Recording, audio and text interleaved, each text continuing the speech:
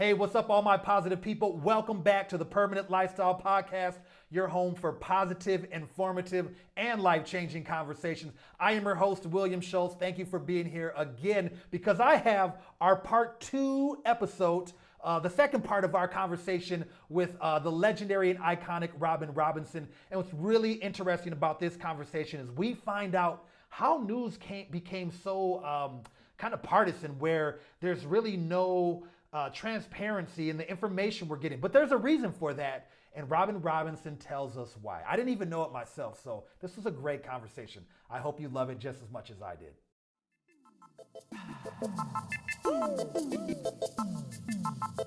And welcome to the Permanent Lifestyle Podcast, your home for positive, informative, and life-changing conversations and content. And as always, our podcast is hosted by William Schultz. We hope you enjoy today's episode.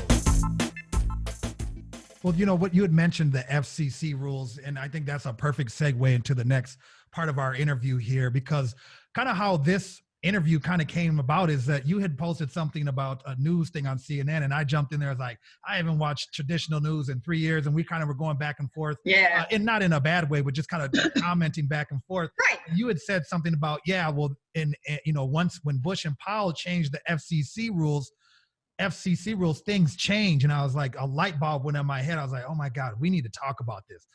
And so I had messaged you like, hey, that was a great exchange. Would you be interested in coming on the show? The reason why is I just feel like we don't know as the general public, we don't have the insider knowledge of why things are. And when it comes to media coverage, news coverage, and the information we get. And I think oftentimes, and I have to, preference this by saying we are right now a country that gets news information from form of a meme, right? A meme is literally our source of a lot of our information. But I think for the people that are still watching news and getting news, we need to understand why things are the way they are now, how they used to be, and why they changed. And I wanted to have that conversation with you. Maybe you can shed some light as to, why we are where we're at now. So let's start off first. Maybe you can talk about these FCC regulations that used to be in place.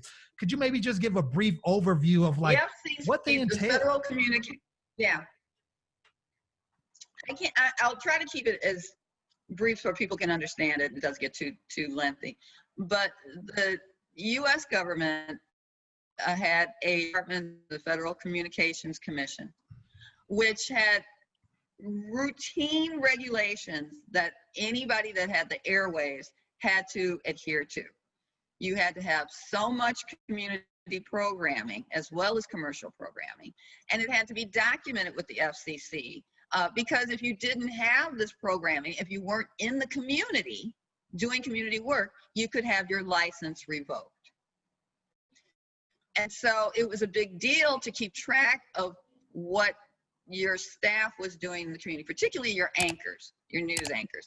And they really encouraged news anchors at one time to go out and be a part of the community. In the 80s, early 90s, when the first President Bush was in office, he appointed Colin Powell's son to be chair of the Federal Communications Commission. All it was an opportunity to create more commerce in TV news. So you went from seeing shows like the CBS Children's Film Festival or a talk show where, like in Chicago, they had like talk shows for Black folks, they had talk shows for Asian folks, they had politics talk shows, community-based. You're talking about like community-based shows, talk shows, okay. Right? Whether it was about employment in the workforce or education, there were community-based talk shows that were scheduled throughout the weekend, Saturdays and Sunday. This was to satisfy the FCC regulations of community programming. Okay. Community program, exactly. Okay. When the Bushes and the Powells took over, they changed it so that paid programming came into existence. It was all about money.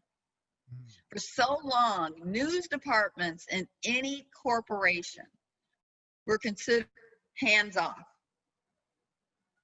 News corporations were there for a public good. So even if they talked crap about the parent company, it was for the public good. It was there to make sure that the public had a fair assessment of what was happening in politics and government, in finance, all these different things. So it was kind of to like really say, hey, here in America, this is not state-run television, government-run television. We're really giving it to the local people to kind of like to talk about what their community needs are, but also probably to be bipartisan as best they can be by giving different platforms to different people in the community and not just it just be monopolized by one voice or one ideal. Is that a fair enough statement? Actually, I think that that's fair, but there's a weirdness involved in it because it's a corporate decision to have telecommunications as part of its umbrella, but it's regulated by the government. Okay. Slight oversight. So that's where, the 7 dirty words on radio and TV, you can't say that because the Federal Communications Commission says you can't say that on the air. Okay. So there's slight oversight on content and community, but that was it. Okay. So boom. There's no, you got to do this. So then it changes and we go to the paid programming. So tell us how does this start to change the channel? How does this start to change how news is distributed and the information is distributed? Well, when news originally started on TV, it was an hour long and it was one sponsor. So you'd have things like the Standard Oil News Hour. They pay for that full hour of news.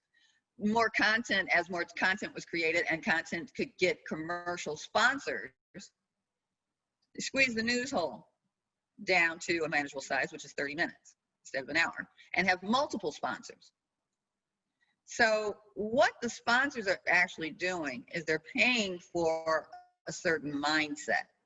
They do their research and demographics. That's why you have Nielsen ratings. You always hear about people having these Nielsen ratings in their boxes in their house or whatever they do on TV now. The Nielsen ratings tells you who the demographics are watching your news, where they're located, what they're watching, and now it's minute by minute. At one point it was just like, every couple of blocks you could watch, but it gives the folks that are running the TV station ideas to where they want to get their sponsorships from, because it plays to who that audience is that's watching. So news is never geared to Black people or people of color and poor white people, because Nielsen boxes are never put in urban areas. Nielsen boxes are put in outlying areas. So the news is actually generated for outside of urban areas. It's generated for people with money in the suburbs, not people who have no money. Who cares what people that have no money here, right? Right. So news is actually generated for the suburbs and what those people need. They need cars, they need groceries. And so it's also geared to ag. It depends on, in Minnesota, it depends on what time of year it is, what kind of commercials you would see. So when the fall comes, you're starting to see more ag commercials. In the summer, you see car commercials, and those are big payouts. Yeah. Big payouts. So you care about what the farmers want, because the farmers are basically directing how commerce is going in the state. Okay.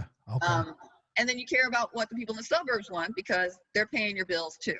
So you don't really care about what people in the city are doing, but the people in the city are basically the source of your news. Right. What you see are a lot of bright and flashing lights, people of color on the curb sitting with their hands on their head, murders, drownings, because you're a town crier, basically. The job is to be a town crier. And basically there's a lot of schadenfreude that goes into news. Schadenfreude, what is that? That's when people get to feel better about themselves and the people that they're watching that are suffering. So it's like, ooh, that happened in Minneapolis. Don't want to go there. Yeah. Yeah. And then it's further doubled down when the news itself is given code words for where people of color live. My biggest thing that drove me crazy is that they would say North Minneapolis and South Minneapolis. That's not telling you where anything is. Yeah. If you really want to appear as if you have a relationship with the community, you need to know all the community names, all the neighborhood names. Yeah. Phillips neighborhood, and and that way people kind of know where stuff is jumping off, what's happening. You need to know those things. And so that was something that I really fought hard for, because when you say North or South Minneapolis, all you're doing is giving people these racist codes that they say they're not going to live there, they're not going to move there, they're not going to put their business there. You are driving property values down, and you're creating ghettos. Why do you think, well, I guess let me ask you this then. So, I interviewed Miss Georgia Fort, who you know well, and we interviewed last week. Yes, and we talked about the relationship between local governments and news organizations. So I guess where's the benefit to the news organization putting these communities down? Is it in fact what you were talking about to because that's what they want to hear in the suburbs? They want to hear these people are below them, and that's what's going to keep them tuning in? Or because how does it benefit to tear down the city which you are broadcasting from, and you need to have these relationships with? And then I guess the other caveat would be, do these politicians benefit somehow from these negative connotations about their city as well? When you're in news, you're told everybody has an agenda. And so one of the things they teach you in school is the saying, if your mother says she loves you, check it out. Because you've got to know that everybody has an agenda. From the length of the news hole to what the news is, there's an agenda behind everything. So it benefits everybody to have a little airtime to get their agenda across. Okay. When you get a press release from a city council person, it's because they have an agenda for their people in their neighborhood, or a bigger agenda for the city, or a big agenda for themselves. Maybe they want to run for mayor. These things allow them to be seen and give people the impression that they are working on their behalf. Well, they are or not. Many are good people, and they are. But that's how they get their agenda across. That's how the police get their agenda across. And I used to say this to producers, young producers, who would write up scripts because they'd get a press release from the cop that said, 17-year-old kid killed, police think it was gang related. And I was like, think, that's the operative word. They think it was gang related. Until you've made some phone calls, you don't know if they were standing on the corner fighting over Nietzsche. You need to go find out why they were fighting. This kid could have been a star athlete. He could have been a scholar. You don't know anything about him. You're going on what the police are saying because the police have their own agenda. Everybody has an agenda. News is there to decipher that news so that people can take it at home and go, I don't believe that. Or I do believe that. How do I get involved with that? How do I make a difference? That's my neighborhood. Oh my God, I went to school there. How do I get involved? That's the purpose of news. Does it do it all the time? No. A lot of times it's just flashing cherries on a police car because it's good visuals. Do you think that do these FCC regulations you're talking about, did they also change the way that we see national news now, and how the news has become bipartisan locally and nationally? Do these FCC rules have anything to do with that? FCC rules have, they've changed in such a way that the things that are said on the air, what's presented to you, it's all for commerce. It's all for commerce, and that's what's made it different.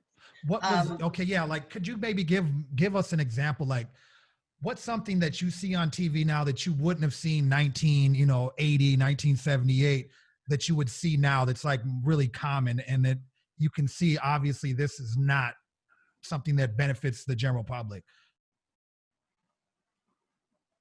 Peter Popoff, late night religious programming that talks about Armageddon. Shows like that. I mean, all those shows, you never would have promotion for sex toys Right. You Okay. know, Yeah. all that is, it's all commerce, and they're filling. It's because news is very expensive to produce, and that's why it was always a sacred cow. You know, people spent a lot of money because the news was there as a public service entity. Mm, But now it's a commercial entity. mm. And Okay. that's the big difference, is that where you had hours that maybe there was no commercial. Remember, there was a time where TV went off. Yep. I'm old enough to remember that when the national Okay, anthem so came on, yeah, it's time to go to bed. with changes in FCC requirements, TV stayed on 24 hours. I remember your newscast was an hour long.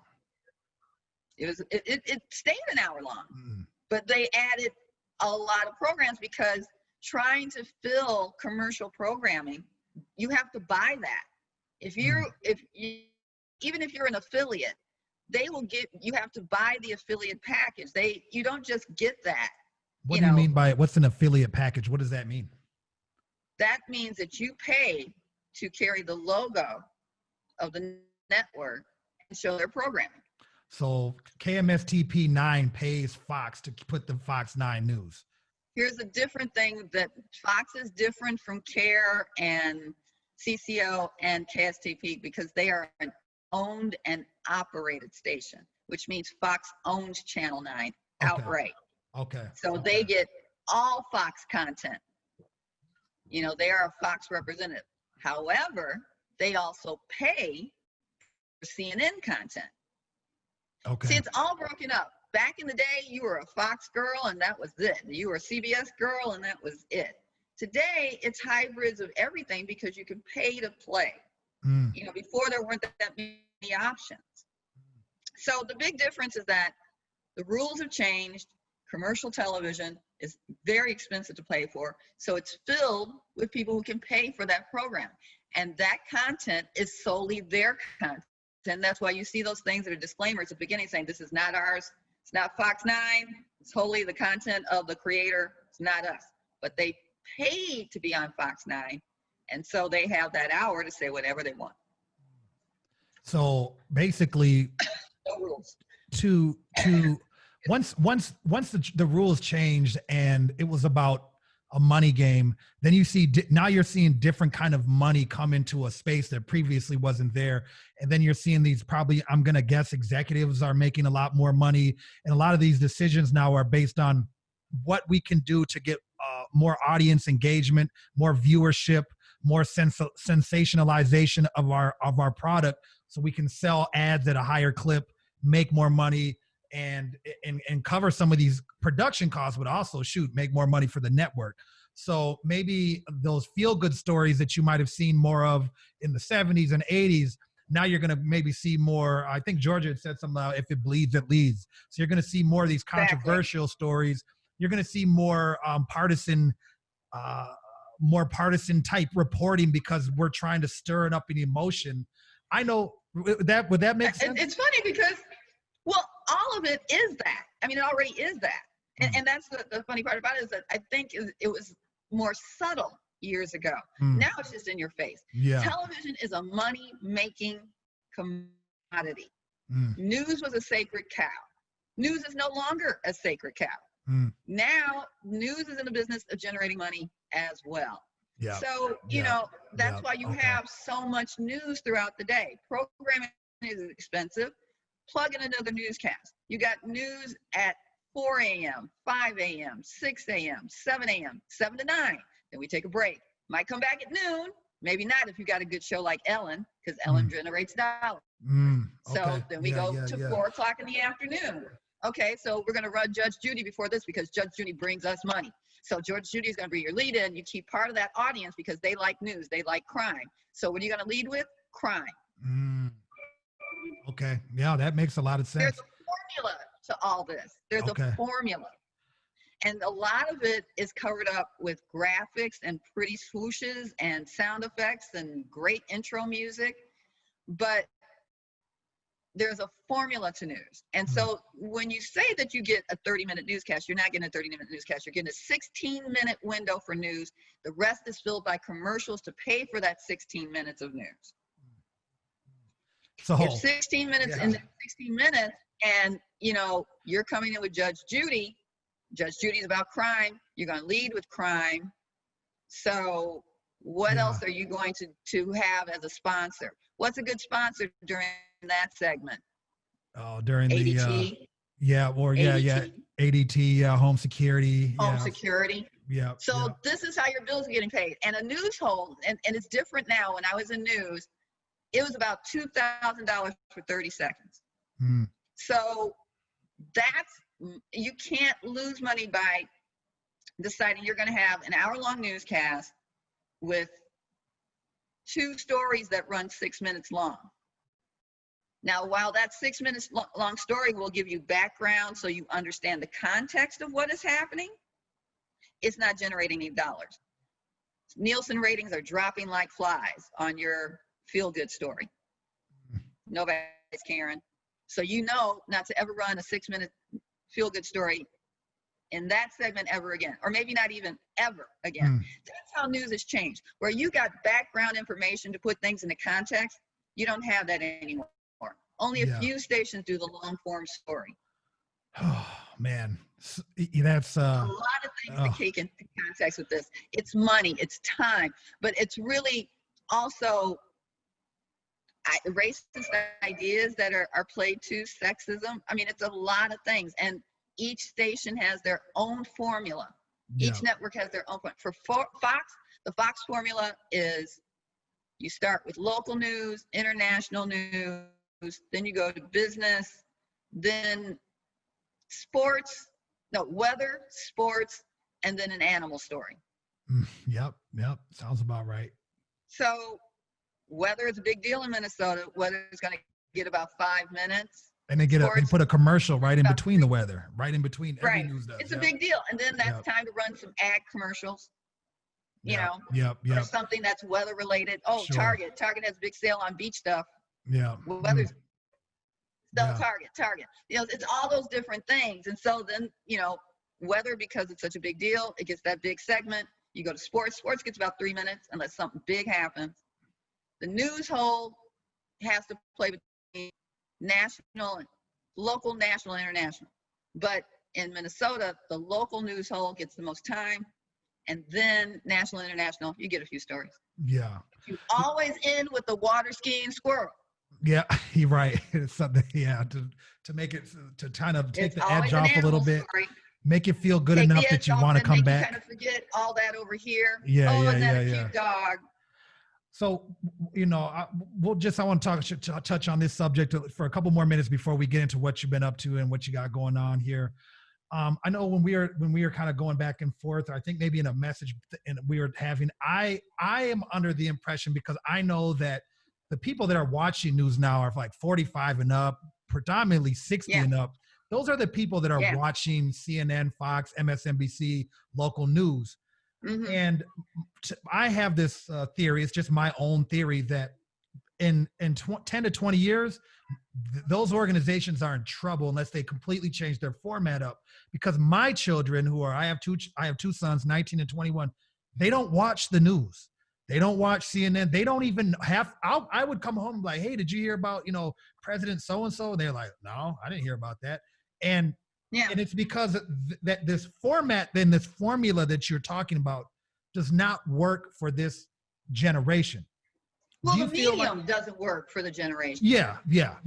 As soon as the internet was launched, TV was done for, because what it allowed people to sample news, not sit and watch news like I did with my father, and you sat and you watched the whole thing. It allowed people to sample what they wanted to hear. Back in the day, you got it all, whether you wanted to hear it or not. Now you can just go click. I think I just want to hear this story. Oh, and I also want to hear this story, and I want to check this out on this format, and I like this other news source. You can go so many different places that the TV is obsolete. Sure. So yeah, it is for older people because they're into that. They've been conditioned that way. That TV is the source of your news. Radio is the source of your news. When you're a young person, you've got many different options. You've got podcasts, you've got YouTube, you've got so many different other formats to read or watch the news that you choose to watch. Yeah. then there is a massive disconnect. Well, my concern too is that, so kind of like based on what we're talking about here today, that older people, because they've been conditioned to trust the news, they don't really understand that behind the scenes things have changed. And the reason why that now, think of it like this, we had talked about this. Right now, they're being told that 7 people sitting on a panel arguing about a topic that's news. It's been CNN it says news, Fox says news, MSNBC says news. And now they're starting to believe that's not, excuse my language, that's not fucking news, man. No, it's not news. That's not it's news. Pundits all screaming at each other. They started that in Europe before it came to the United States. The 6 screen, we never did the 6 screen before that. We may do 3 screen, usually a 2 screen, but the 6 screen is just noise. And I hate that format. It's gone to paying people to give their impression of what they think the news is. That's not really news at all. And it's since it is noise, who wants to sit and listen to that? I think what the most interesting thing about news delivery today is the alternative news broadcaster. That's where news is headed, what I call backpack journalism, because they have their own camera. They can take their laptop out, put it on the laptop, upload it. And that's where the future of news on television is going to go to more of a USA Today type format, where there's one main anchor and he tells you or shows you video or in people that are on the street that are just in different cities. So, like that back page that they have where they tell you, it's like a little blurb on each of the cities. In USA Yeah. Yep, I remember that. That's where news is headed. Yeah. That you won't find out what's going to happen in the Twin Cities all day long. You're going to get one story, if it's interesting enough, because they may not print that either if they don't think anything is interesting in the news that day. So TV news will be the same way. If it's not something big, no one will know about it unless it's uploaded and driven through a news source. I like watching news sources like Unicorn Riot because they show you exactly what is happening in real time. There's a little conversation. They'll kind of give you the backstory. Then they'll stop people on the street and ask them what they're doing. Yeah. That is actual news sourcing. Yeah. Now, does it have an agenda? Yes.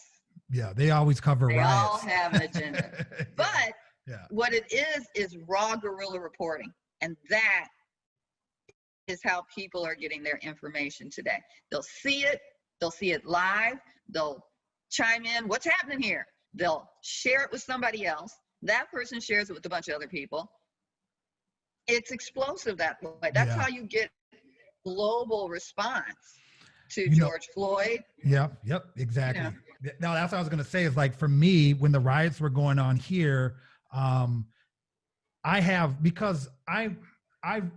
always valued staying connected to young people younger than me. I think it's really just how young people should stay connected to elders.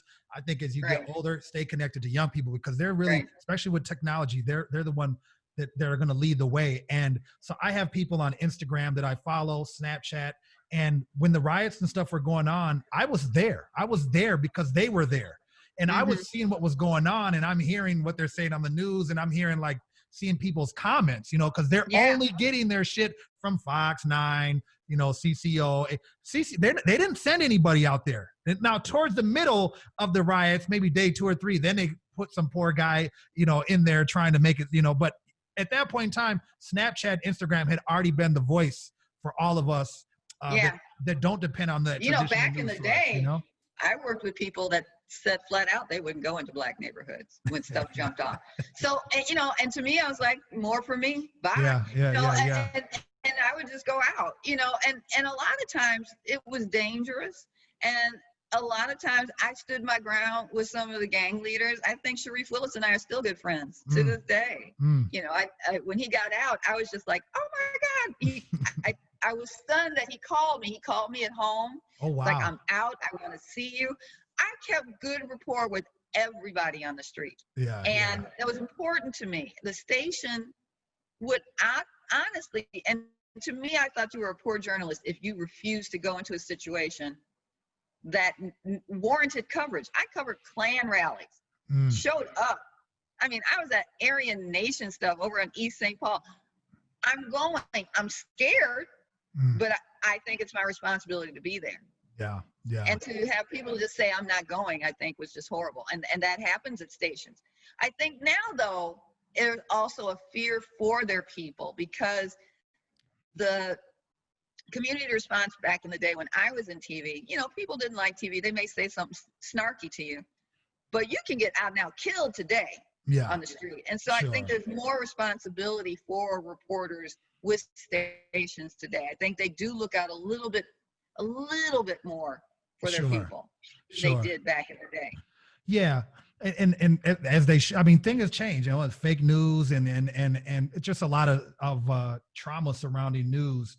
The point I was also making was that these organizations are going to they're going to be forced to change. I used to watch Vice News in its early years when it was on Yeah, me HBO, too. because they talked about, I used to watch the Vice News nightly because I could watch an entire 30 minutes segment. They'd have whole episodes. They never even talked about like Trump and what was going on. They were talking about things going on in other parts of the world.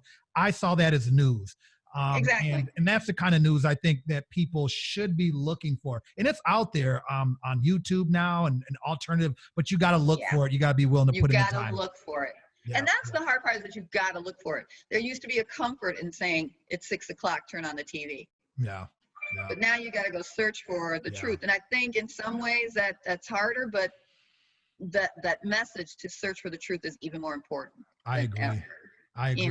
Yeah, let's move on from that's a great way to put a bow on that part of our interview. So let's move on and talk about, what do you have going on? What have you been up to? I know that you're out in California, right? And you messaged me. You had sent me an article that someone recently wrote about you, and I was like, shoot, I thought I was busy. Dang, but you're all out here getting it, man. So, let's talk about, what are you up to these days? Talk about some of the projects you're working on. Well, I started my own art consulting firm, 5x5, which was an offshoot of being art director at MSP Airport. I learned so much from the architects there that doing arts programming is important, and because the airport is really the gateway to our culture and the region, it was important to me to brand that. I hate the term flyover. People, even jokingly Minnesotans say it, but I think it's such a put down of yourself when we have so many riches. And, I wanted to instill that in not just the travelers who are coming through, but the people who work there. I tend to be a Cliff Clavin. I like a lot of knowledge. I'm a nerd when it comes to just trivia. And I wanted, I think there's something very cool about that. But I wanted people to really understand how rich Minnesota was in the arts. And so that was great. We had films, all Minnesota films. We worked with TPT. We had, I was just getting to the point where the musicians in town were stopped turning up their noses at the airport and really wanted to come there. We were able to pay them. It was starting to get exciting. The artwork, doing exhibits was really cool. But what was really cool was learning about public art and creating large scale public art that really is for the people, to engage people and educate people about who you are and have something to share. And it was good, but a lot of it is that people don't understand public art. They don't understand art in general. And in a town like Minneapolis, art is expected. Art is expected in everyone's life. Yeah. It's just a given. Yeah. Oh, there's always going to be First Avenue. Oh, there's always going to be the Wiseman. No, it doesn't always work that way in many different places. They don't have the riches that Minnesota has. Oh. And so it becomes really a fantastic thing, but it also becomes difficult to get people to understand that art costs money to produce. So, I would tell people, it's like, we haven't paid the artists that we have engaged for this project. When are they going to get a check? Can't they just use the materials that are in their studio? I mean, can't they just make something? No, it doesn't work that way. Well, why don't we just get the kids from Purpose to do it and be done with it? And I'm like, no, because today the kids at Purpose are also told they need to get paid. So you need to stop this attitude that art just magically happens without people getting paid. Yeah. Art is one of the biggest money makers in the state of Minnesota. It generates $343 million a year for the state. Wow. That is bigger, $30 million more than the state of California. Wow. Wow. I didn't know that. I didn't know Yes, that. sir. Wow. How and what aspects? Maybe I just want to bring a little value to the people listening, because there might be artists out there. I'm an artist. You know, I like photography, and when I met you, I was a record producer. Yeah. Maybe to give a little value. What are the kind of things that are making that kind of money? Whenever we go out and go to First Avenue or the Guthrie, you are spending dollars that go back into the arts community, which in turn goes back into the state infrastructure. So every dollar that we spend on entertainment, and every time art is commissioned or art is purchased at a gallery or it's acquired by a museum, all that money goes back into feeding the people of Minnesota. It means artists don't have to move someplace else to do their work. They can live in the community, get a job, and make money doing their art. And if they're successful, just a career of art. Yeah. So when we keep feeding the infrastructure, we allow artists to stay and be at their best. Because in a 21st century world, people want to work with people who can work with diverse people, that can do creative problem solving, and also able to create beautification in the community, or beautification, or some sort of, doesn't have to be beautification, but community feeling. Okay. Something that uplifts people. Yeah. Yeah. And so, you know, that's why I really fell in love with public art, because I believe in what I call emotional equity. I think a lot of times in the past, businesses said, oh, we're going to put a Snoopy statue out there, and think that's their commitment to the community. In the meantime, people are defacing the Snoopy statue and writing on your building. People only do that when their voices aren't heard. Graffiti is really because people need a voice. Yeah. Yeah. And so build a wall around your building, your campus, whatever your corporation is. You're walling out the people in the community. You're saying technically you don't give a crap about the people in the community, you just care about your business. And people can sense that. Emotional equity is when you say, that's my church, that's my school, that's my bar. Yeah. Yeah. Just like the song, everybody wants to go where everyone knows your name. Yeah. Yeah. You want to know that when you walk in, you will be received positively. People need shared space, safe space, comfortable space. And that's what public art does. Public art is not putting a statue out anymore.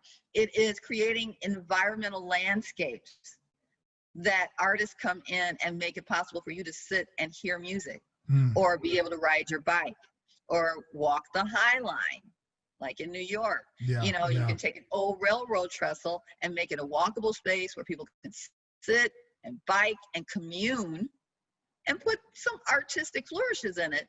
But it's for the people, and it's for people to feel healed, for people to feel like they are welcome there. And that's what public art does. And that's what our public art needs to be.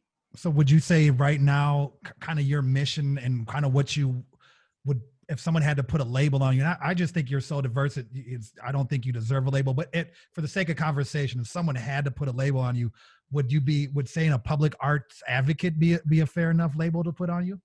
I would say I'm an omni-arts advocate. And like, what's an omni-arts advocate? What does omni-arts mean? I believe in all aspects of art. Okay.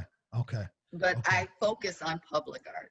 Okay. I believe in helping artists get commissions. I believe in putting together events. I believe in putting together public art. I just believe in the power of art in the community. It is a great communicator. Okay. I think Minnesota is truly blessed to be one of the centers of creativity in this country. Whether it is graphic design, advertising, visual arts, performing arts. Minnesota has a concentration of excellence that other parts of the country do not have. Yep. Why is that? I think in part because it's a very literate community. It has more colleges and universities than most other places. And geographically, it's isolating and it creates incubation. So when you live in a place that gets 5 feet of snow, you can't go anywhere. And because of the education in the community that parents turned to their kids and said, read a book or write a play, or you know what, go next door with that guitar noise to Bobby's and play in Bobby's garage. Yeah. Now you started a band. Yeah. And the great thing is that parents are so into the arts that Bobby's band, when it performs at First Avenue, mom and dad and their friends are dancing in front. Right. So then Bobby becomes a bank president, but Bobby still plays with his friends that he played growing up with. So I've recently met a bunch of executives that are in bands. My cardiologist was like, yeah, I have a recording studio in I'm like, you do? Really? He's like, yeah, I play all the time. See? I'm like, what? And they never give that up, and they play, and then they wind up getting into all these different creative things. You've got an arts university that is international known in your backyard. So those people pick up with those people, and it's this huge incubator in Minnesota that makes it a really special place. Yeah. And it's a money-making special place. I mean, honestly, I wouldn't have had a career there if Prince just didn't like what I did. Right. And that's the truth. Yeah. And you know, when I got my first interview with him, and he wanted Larry Graham to be in the interview too. Larry knew nothing, and so when Larry came into the room, Prince said, "Yeah, we're gonna do this interview, Larry." And I'm just setting up because, you know, like I'm kind of listening, but not really listening. And I heard Prince say, "Yeah, it's called The Buzz," and they don't critique it, they just tell you what it's about. And I was just like, he listened to my Prince show. watches my stuff. You know, and it made me feel like it's like I'm doing something right. Yeah. Obviously, you know, The Buzz really, before it was exploited, was really a love song to Minnesota. It was all about Minnesota. We didn't look outside. We didn't do gossip. We didn't do entertainment. It was about us.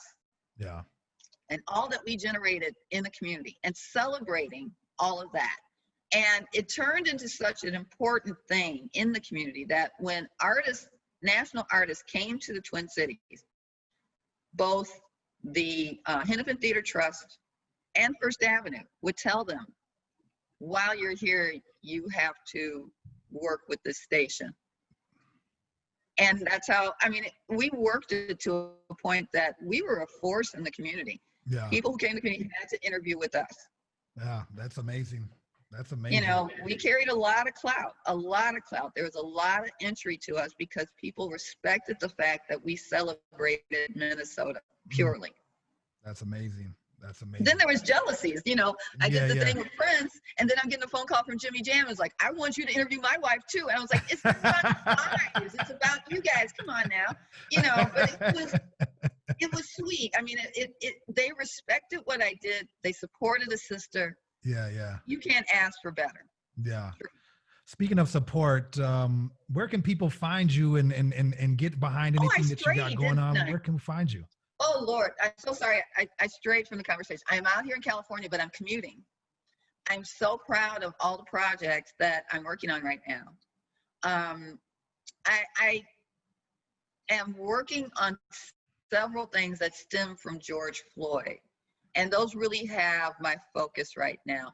Things are cool out here, but I'm stimulated by the things that are happening at home. So in June, when the streets were on fire and people had boarded up storefronts, I just watched all these amazing people come out and put their artwork on these storefronts, and I kept getting emails from people saying, what's going to happen to this? So I put together a Zoom conference and got some amazing community in-kind support from Ray McKenzie Group and KMOJ and Minnesota Museum of American Art.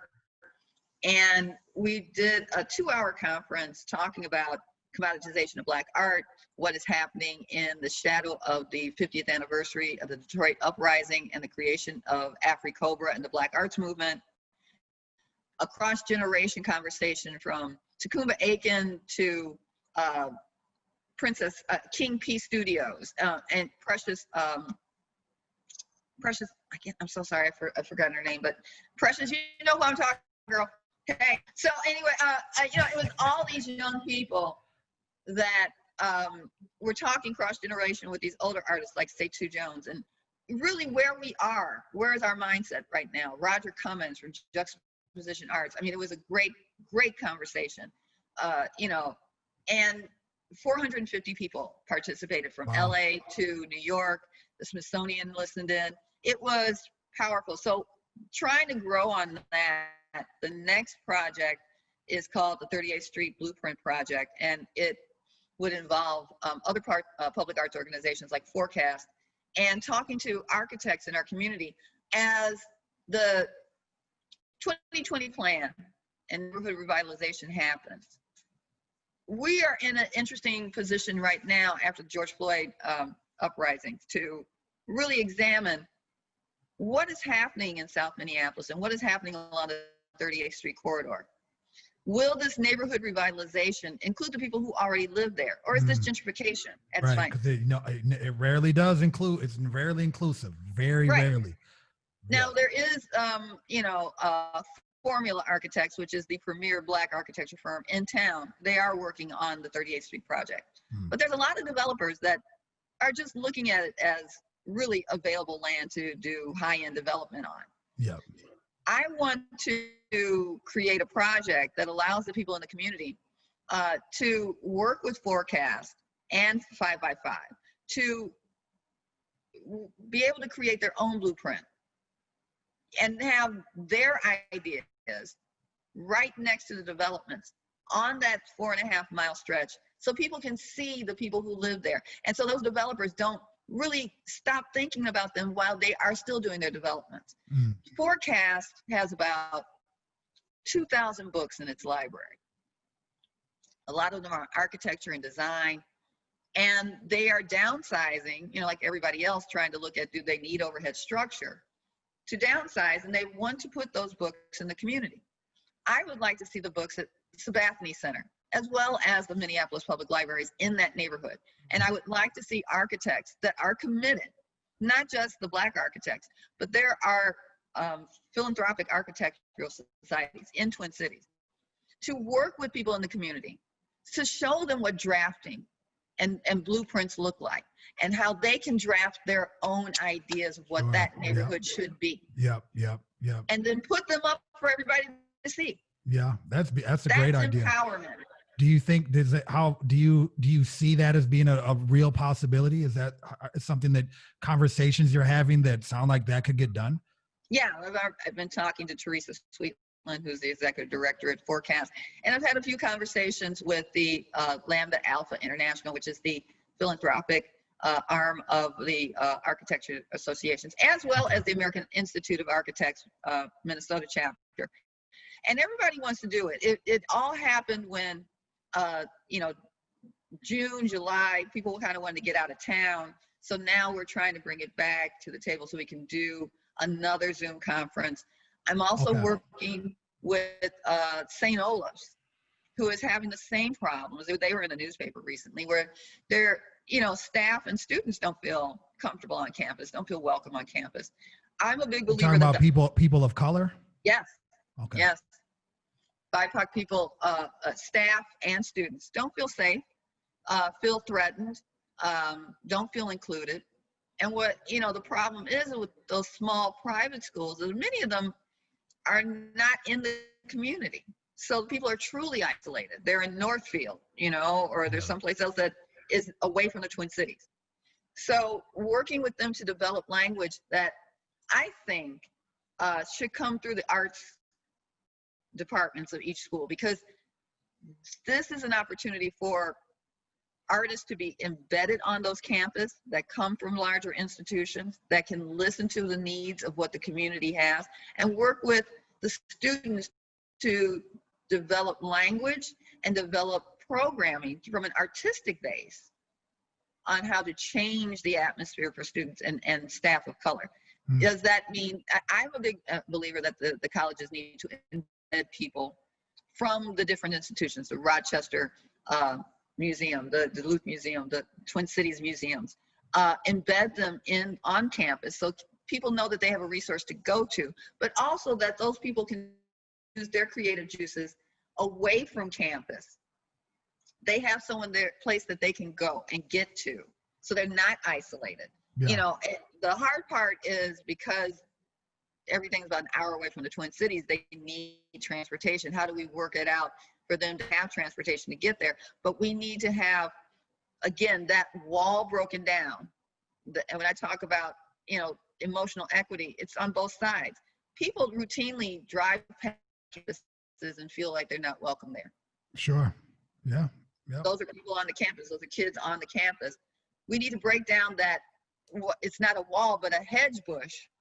That hedge bush that keeps people from coming into the campus, people from going out of the campus. Right. I would say and I know No, I was going to say Augsburg. I used to work there doing some catering stuff, and they're like right in the heart of the city, and they have a social, kind of like a social services kind of program there, and they work with a lot of alcoholics and drug addicts and stuff. And I've always felt like when I was working there, like there was a lot of access to that campus, and people that were not from the college were welcome there. And you don't see that in a lot of other places. It's just, I remember they had a huge Native American gathering there.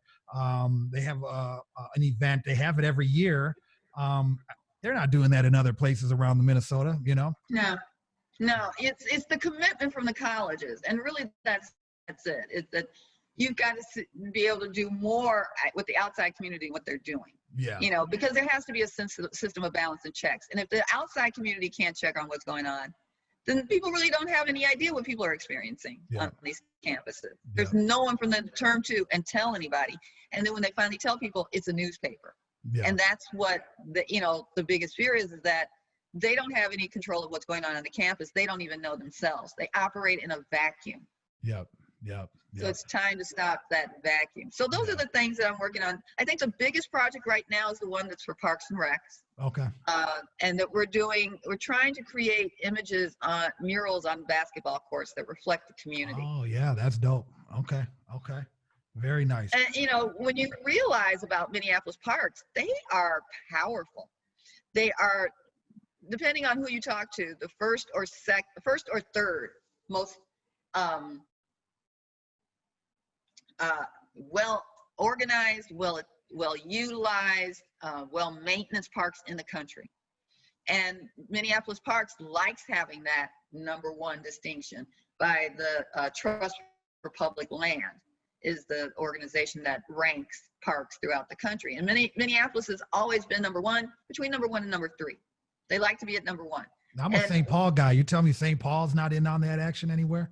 I don't think it's ranked as highly as Minneapolis. We need to get Carter on the podcast, and we need to talk about that. I think you need to, because Minneapolis parks have a huge reputation. I think that they say that everybody in the Twin Cities lives approximately within 10 minutes of walking distance to the park.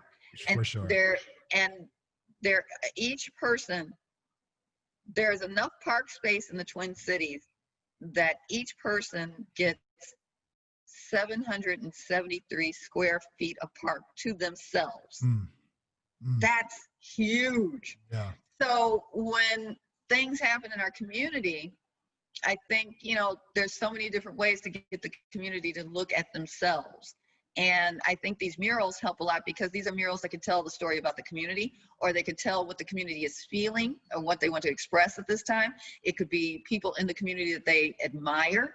It could be everything from George Mikan and the Lakers to Prince playing basketball. What came to mind for me was if the brother from North Minneapolis who graduated, for Tyler Johnson, who recently graduated from the U of M and just got drafted, like seeing him in a mural somewhere in a park in North Minneapolis, every time a kid goes out on that basketball court or on that football field, they can see that and like, I want to be like him. Exactly. He did it, man. And in one of the toughest neighborhoods we have, he did it, So imagine going out and being on the court every day and looking at that person, and you're saying, I can do this. Yeah. I can do this. Absolutely. I can do this. He did it. Yeah. You know, and he's looking at me, and you're pretending in your mind, I'm playing against him. Mhm. Yeah. And those things enrich people. They truly enrich people. Yeah. And people want to see a reflection of who they are in their own community. And it's time for businesses to step up, like the Minnesota Retailers Association. I've done speeches with them, trying to get them to understand emotional equity and understand what public art means. And for them, trying to explain it to them is like this, William. It's like, okay, you don't want to commission a statue. You don't want to paint a mural. I get that. But think of it this way. Do you know the name Pizza Luce? And they say, yeah. I say, what do you know Luce for? And somebody said, block party. I said, it's public art at its finest. Because you may have never had a slice of Pizza Luce. You may not even know where Pizza Luce is located. But they put on they sponsor a large performing arts concert every summer. Yeah. It's a block party. Everybody can come. You don't have to spend any money. You can just come and talk to people and stand in the street and listen to good music. That's what public art can bring. It brings community together. It brings emotional equity. You may have never had a slice of pizza, but you know Pizza Luce's name. Why? Yeah. Because they have a block party that brings everybody together. Yeah. Yeah. That's the power of public art. I get it. I see it. I see it now. Hopefully the people out here listening, you know, because I do have, the funny thing is I make a lot of connections with people around different parts of the world now. So you might be inspiring also other people in Singapore and the UK where they're like, yo, we should be doing that too. And oh, the UK is insane. I mean, they are like the leaders in every time I go, I'm blown away by just the artwork on the street, artwork in buildings, artwork is everywhere. Just going to Camden is an experience in performance art with all the vendors on the street, the characters walking down the street. And it is a wealth of public art. We have so much to learn from London. I've never been there before. Oh, my God. Robin, how can people get a hold of you? Like if people want to like kind of see what you're up to and catch your vibe, where do they find you on Facebook, Instagram? Like how can people stay? All of the above. Just all the above. You know, Googling 5x5, and it's the whole world spelled out, FIVEX, you know, 5x5. So just look up 5x5 Public Art Consultants on Instagram, Twitter, Facebook. You can go to 5x5art.com and go to my website. It's still being rebuilt. And then I have a blog, which is 5x5, what is it? 5x5design.wordpress. Something like that. Just go to they'll find it. If they get find it. Yeah. But you know, I'm trying to rebuild the site so that all the interviews that I've done for architecture and design and stories I've written will all be on one site eventually. Okay. But yeah, I'm trying to get the website back together. But you can find me on social media. You can find me on Facebook, Instagram, Twitter. And for those of you guys listening, that's Robin, how do you spell Robyne? Robyne. Everybody gets it wrong. Yeah. But you know, I'm starting to stand up and say, no, that's wrong. Yeah, say it. Robyne Robinson. Okay, everybody. Yes. So I'm doing something new here because this is the Permanent Lifestyle podcast. And the reason why I came up with the Permanent Lifestyle is because like what we had said earlier, when I had met you, I was kind of you didn't know this, but I was low key kind of a mess. And over the course of time, I've changed my life, right? I've changed my life and it's become my permanent lifestyle change. So you're going to be the first guest that I've had where I posed this question to. All right. Oh boy. So having known that there's a permanent lifestyle change is just kind of changing a behavior so it becomes a lifestyle change. What do you think, what is the permanent lifestyle? When you hear that term, what does that mean to you? How do you relate the permanent lifestyle? It's a state of mind. Because your situation is always fluid.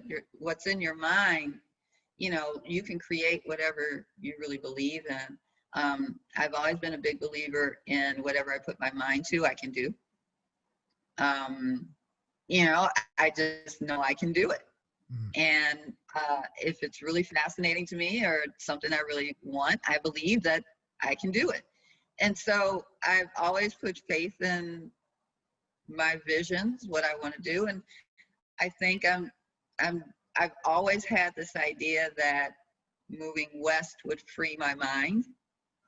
And I think it allows me to have a bigger picture, bigger vision, more creative when I am someplace where I can be at rest mentally. And to me, having that peace of mind is truly important. Having body and mind connection is really important to me now. I mean, I kind of ran around on just full passion and steam before, but it was always with an end goal. I think having life experiences allowed me to broaden what that end goal is, and for me to be able to change that mindset of, instead of chasing it, living it, and really becoming the change that I need. You know, does that make any sense to you? That makes a lot of sense. And it's what your interpretation is. So and there's a lot of nonsense out there that can clutter your mind. Yeah. If you allow it. Yeah. And I've always, when there's something that is really important to me, I become singularly focused and put blinders on because it's important that I reach that goal. I try to sit and really think about, how do I reach that goal? And how do I utilize all the resources that I have? I think it's strategic networking, keeping those relationships, keeping confidences, offering advice, offering a shoulder to people, being yourself, being fully yourself. And I think people can read that. They can get that from you when they know that they can believe and trust in you. They give back. So really open yourself, and you really open up, and you allow yourself to connect with other people. You can live the mindset that you want. It helps you further your goals, you know, because you're doing things honestly. You're not doing any things in in kind of negative terms. It's just that you believe in this goal. You tell other people you believe in this goal. You want other people to either come with you on this goal or help you get this goal. Yeah. And you just can't be distracted by outside nonsense. You can't let haters influence you. You've got to do what you've got to do. And you've got to be able to fully voice who it is. I think people are really afraid sometimes of really speaking in a full voice of who they are and expressing what it is they need to be a fully rounded individual, to achieve goals that they need personally and professionally. Until you become open and honest and free with yourself and start to develop yourself and develop who you are, you're never going to really achieve those things. I can see differences in myself always, because I'm always trying to evolve. Yeah. I'm always trying to evolve. Yeah. You know, I used to say all the time to friends, it's like, I really don't want to come back here. I really believe that, you know, we all do kind of rotate in and out on this. I don't want to come back. And that's from a Tina Marie song from, is it Wild and Peaceful? I think she gets to the back and she goes, I don't want to come here no more. I don't want to come back no more. And that always struck me. And I really do believe that I want to evolve so I don't have to come back again. Yeah. I always want to keep evolving. Yeah. Well, thank you for sharing that. That's a beautiful, you know, definition of what the permanent lifestyle means to you. And thank you for being a guest on my show. I'm just so humbled that I'm flattered. Thank you. I'm like, man, are you kidding me? Like, I'm so happy that you were able to take some time out of your busy schedule. Now we know how busy you truly are, and to, you know, take like almost 2 hours out of your day to sit down and talk with me and talk with the people that are listening here. I mean, I really appreciate it. And, you know, anything that I can ever do to help and be a service to you, please don't hesitate to ask. And thank you very much. And really good luck on all the endeavors that you have going. Thank you. And the same to you. You are doing such positive things. I keep trying to get people to read what you post all the time, because you are a very positive person and you've made enormous changes, you know, personally and professionally. And I think that's to be lauded. That's admirable. So thank you for including me on this journey that you're taking. I hope that I'm able to add something to it. So Absolutely. thank you. Absolutely. Thank you very much. All right. Thank you, everybody, for listening to the Permanent Lifestyle Podcast. Please subscribe. Please share. If you see something you like, please share. Sharing is caring. That means you care about this podcast. That means you want to get that word out. So please hit that share button. And thank you very much again to Miss Robyne Robinson. Peace. Thank you. Thank you, everybody.